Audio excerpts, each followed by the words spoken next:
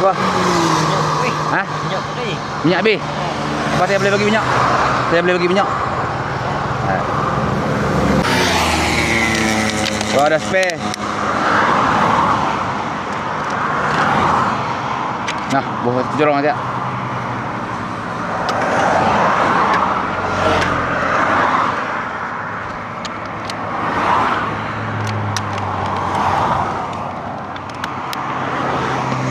Tawa.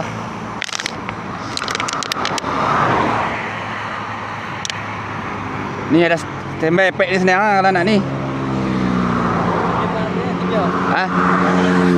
Mineng. Sabar awal boleh lah. Kalau lambat memang tak ada berhenti je. Dah jauh lah. Sebotol ni dah nak pergi cuci minyak. Tu tunggu apa ni? Tunggu siapa?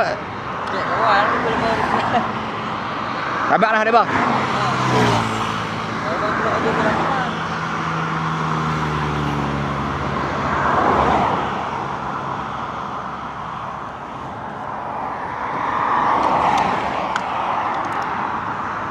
Kenapa?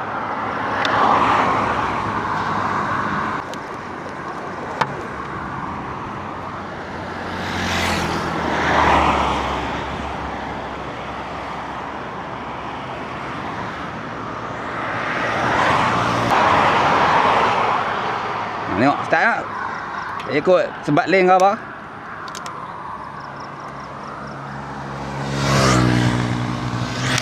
Okey. Ha? Yan.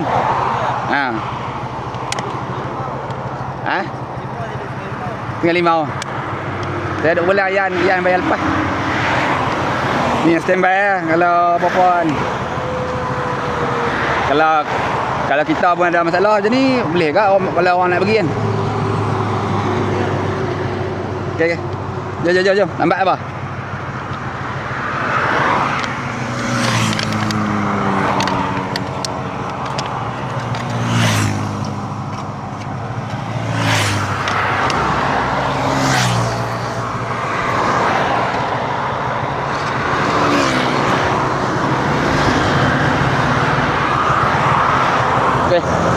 Okey dah.